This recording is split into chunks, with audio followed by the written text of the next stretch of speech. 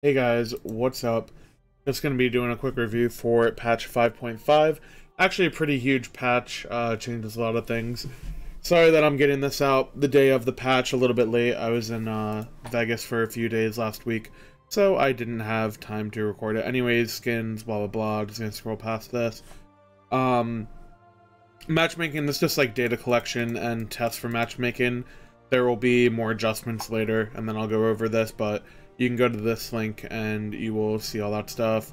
Just a few other fixes in here. I don't think they really matter too much. Level reward changes, blah blah blah. Chests have new stuff in them. I don't really care about that stuff. I'm here for the general balance. There was something up here that did actually matter. Maybe they put it lower. Oh wait, no, it's just right here. Okay, so Fire Giant, the sieging on Season 5 has been a little more difficult. I'm actually a really big fan of the way it is. I think that it's really nice that sieging is actually difficult and you don't just one-shot phoenixes and stuff like that. They did make slight adjustments, so like from my perspective in competitive, I love the way it is. In ranked, it is kind of annoying because you don't have coordination and stuff like that. So I think these changes will help a lot. Basically, normal FG 10 to 25 minutes, I believe. Will have 25% damage to structures increase instead of 20, and then 25 minutes and later with enhanced FG, that goes all the way up to 30% from 20, so basically a 50% buff, which is pretty crazy. And then tier 1 tower increased base power from 200 to 215. I think this just means that it's going to hit you harder early in the game, I'm pretty sure.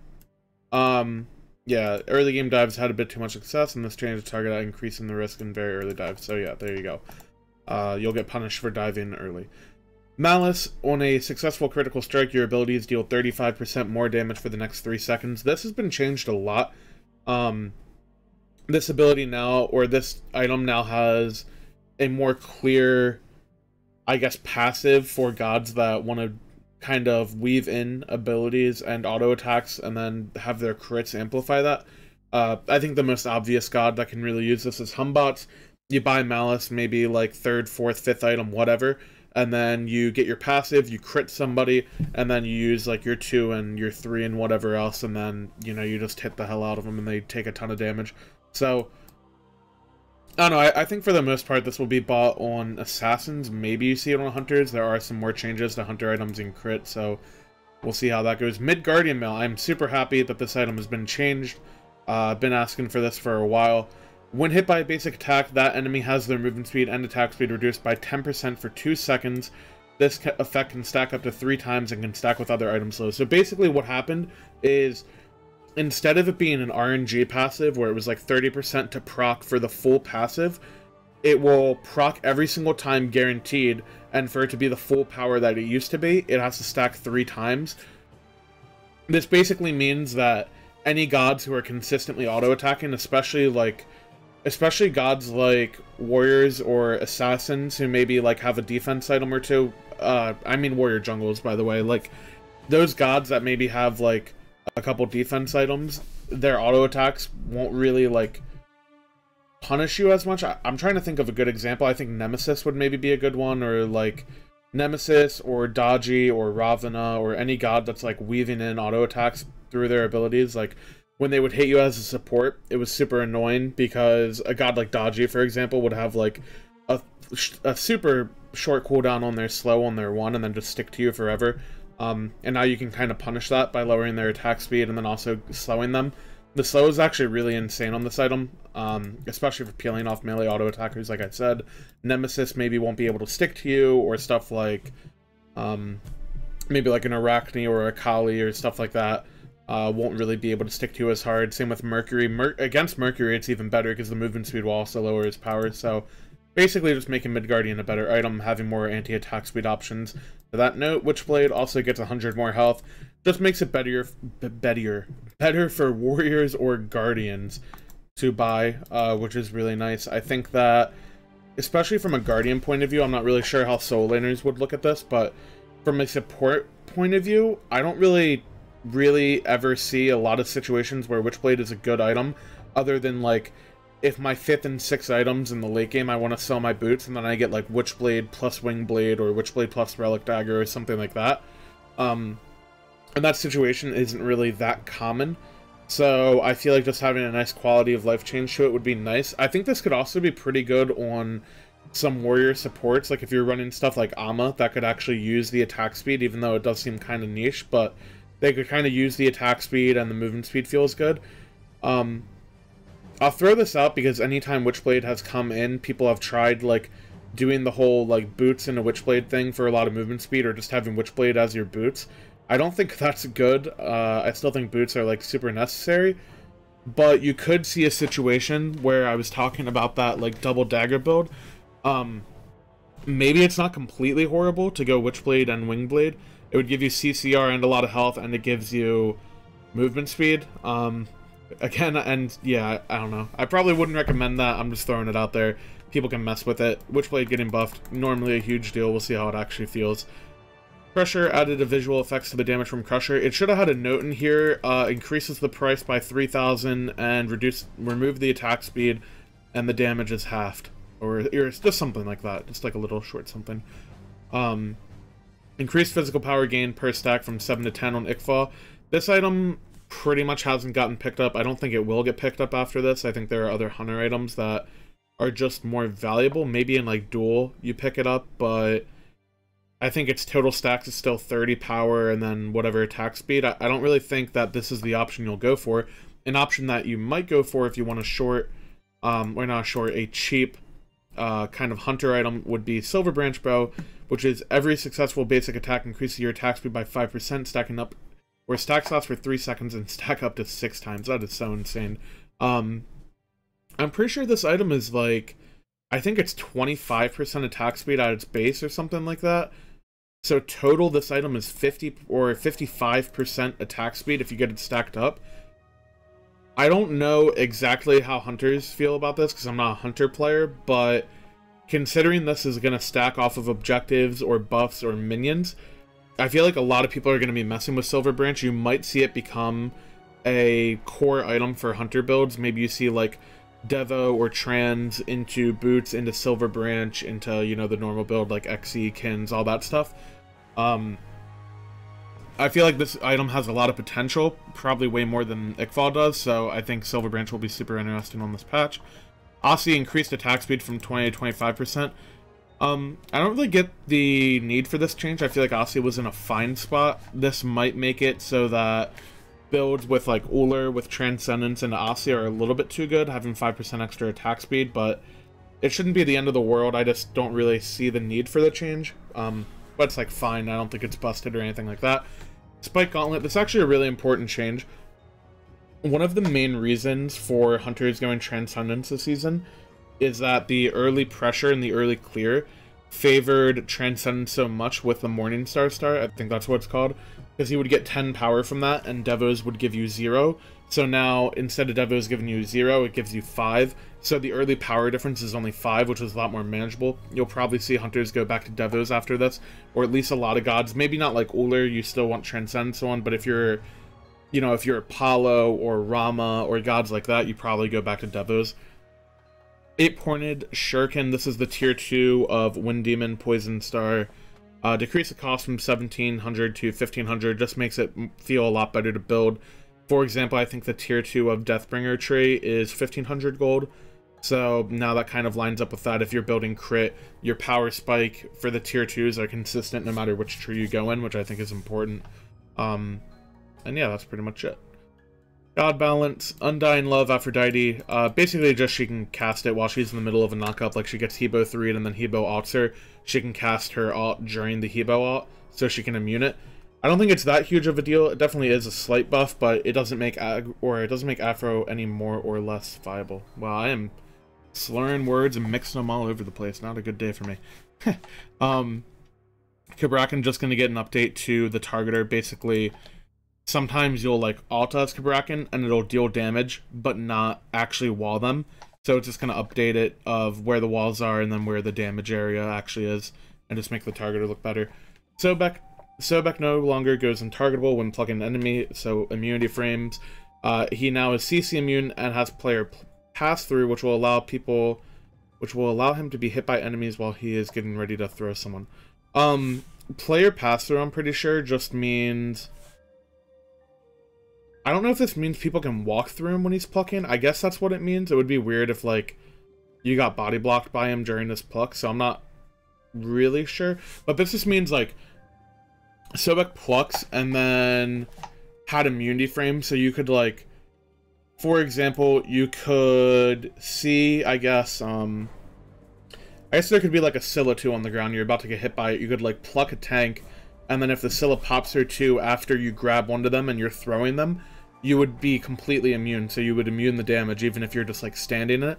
That will no longer happen. You can also use it to CC immune stuff, so you would, like, I don't know what a really common interaction would be. I guess you could, like, let's say you're playing, like, Athena Sobek is, like, the support matchup, and the Sobek plucks the Athena's carry in duo lane, and then the Athena tries to taunt the Sobek. Sometimes he would be completely immune. You'll still be immune to the taunt, but you won't be immune to damage.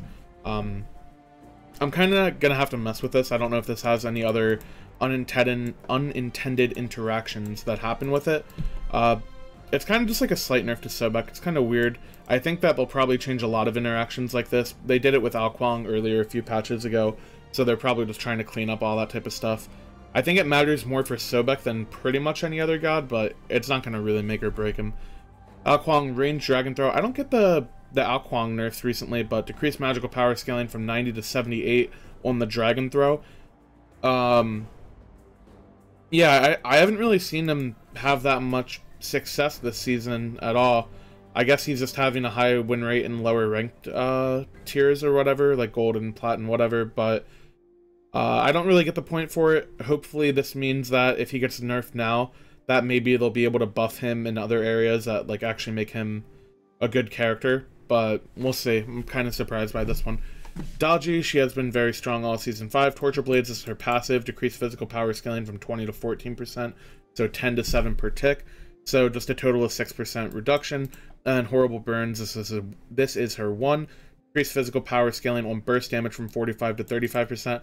This one I don't think matters too much because you get extra scaling in your build from items like Crusher and from items like Heartseeker. I think that she's still extremely good.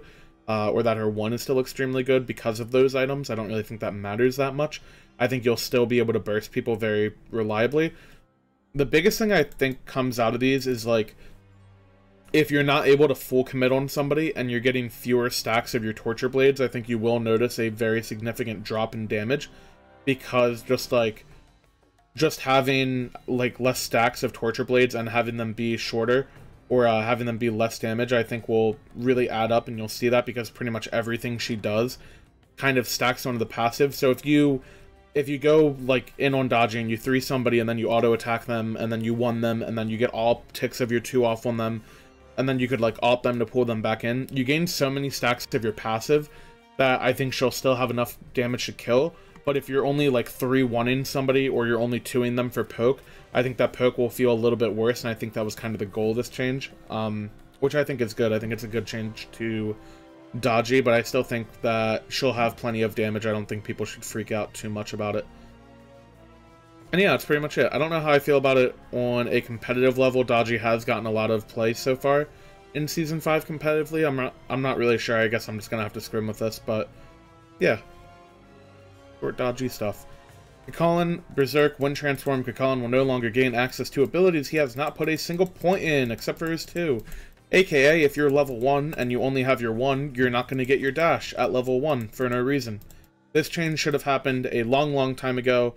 Cabrakan should still be fine, but I'm kind of worried that after they did all the other changes and didn't take away this for so long, that now that they have taken away this interaction of his kit, that maybe he'll feel a little weak. He probably shouldn't, but I think it's kind of interesting they waited so long to do this. This probably should have come a long time ago, in my opinion. Discordia, Erratic Behavior. This is her 3, her little, like, immunity frame leap thing. Increased cooldown from 16 to 18 seconds. That's fine. I didn't really think that Discordia needed to be nerfed, but I think this is a fine change. 18 seconds is pretty common for escapes, so whatever. Isis, movement speed increased from 355 to 360. She's a little faster. Reduce the cooldown on her silence from 18 to 16. And then Circle of Protection, this is the big one that matters. Increased max charge damage and heal scaling from 1.5 to 3.5 to 2.5 to 3.5. So an extra, I guess, total 1 scaling. I think that's 100%. in the early game. I don't know exactly how that works, but I think that's what that is. So yeah, her ult is going to hit a lot harder and heal a lot more in the early game. I think these are actually some pretty huge changes to Isis. I think that she will see a lot more play because of this, and you'll see more things like you did in Season 2, where Isis would be picked and people would do early Gold Furies and that type of stuff with her. And then increased damage reduction from 15% to 15 to 20, so in the late game her ult will reduce a little bit more damage. This makes Isis a lot safer to have more healing early, to have more damage reduction late, and to have a reduced cooldown on her silence. She can peel for herself a lot better, and then she has a stun on top of that, and then Wind Gust is immune to like knockups and roots, and then she's fast in that. Isis actually has like a ton of really good peel mechanics for herself, so she should feel really good after that change. Magic Cudgel on Wukong. It's always interesting when they change Wukong, because he goes from like complete garbage to played a good bit pretty much instantly, just with a small tweak, so we'll see how this one goes. It's only 10 more damage on his Cudgel, but the mana I actually think is a huge deal. 20 less mana at rank 5 is really big, especially for trading and lane. For other roles like support and jungle, I'm not really sure if it changes him too much, but I don't know, slight tweaks to Wukong you always kind of have to keep an eye on, because his poke is just so good and so easy to confirm. Vulcan, Backfire, increase base damage from 80 to 240 to 90 to 250, so just 10 more damage. Increase the amount of damage that Inferno Cannon deals. So when you one somebody, it marks them. So say an Inferno Cannon shot hit for 100, like base, it would deal 110, and now it'll deal 115, because it just has 5% more scaling. That's pretty much it. So your turret will just do more damage to people who are marked by 5%. I don't think that's too crazy. And then Inferno Cannon, increase magical power scaling from 35 to 40%. I think the biggest place these are just small damage numbers, but the biggest times where you'll feel this is like late game Fire Giant, or I guess it's like objective burn in general. Vulcan has really good DPS on objectives because he has all of his normal abilities and auto attacks, and then the cannon just kind of lays into it. And I think that'll actually make his objective burn and secure really, really strong. Erlang Shen increased progression scaling to match swing time. So basically, he had like a certain swing progression, but normally the damage values line up. Like it would be 1 second swing equals 100% of your total auto attack damage, 2 second swing equals 200%. Erlang didn't have that, so now it just matches. It'll just make him better in terms of his auto attack. So his auto attacks will deal more damage pretty much the whole way through. Spot weakness, this is his 1. Increased cooldown reduction per basic attack from 0.75 to 1 second. Again, similar to Vulcan, if you're just sitting there hitting the same target, you know, hitting a Gold Fury or a Pyromancer or a Fire Giant, or if you're just boxing in Soul Lane hitting their tank over and over, you will get a lot more cooldown reduction. You know, 4 auto attacks becomes a whole extra second off of this ability just from this change. So, pretty big deal for Erlang. And then Pin, increased physical power scaling from 45 to 55%. So, more damage, more damage, more damage. Erlang is going to do a lot more damage, and that should make him a lot better, obviously. So, that's pretty much it. Pretty long patch, pretty decently sized. A lot of these things are pretty big changes. A few characters, I didn't really get why they got adjusted. Wukong, I don't really get the nerf, and I don't really get the nerf on Discordia, and I don't really see the buff to Vulcan. I don't know if he needed this. I think, like, Vulcan and Erlang were both fine characters. They're probably going to be much stronger, and you might see them a lot more just because of these changes. So we'll see how it goes. Appreciate everybody for watching. Have a good one.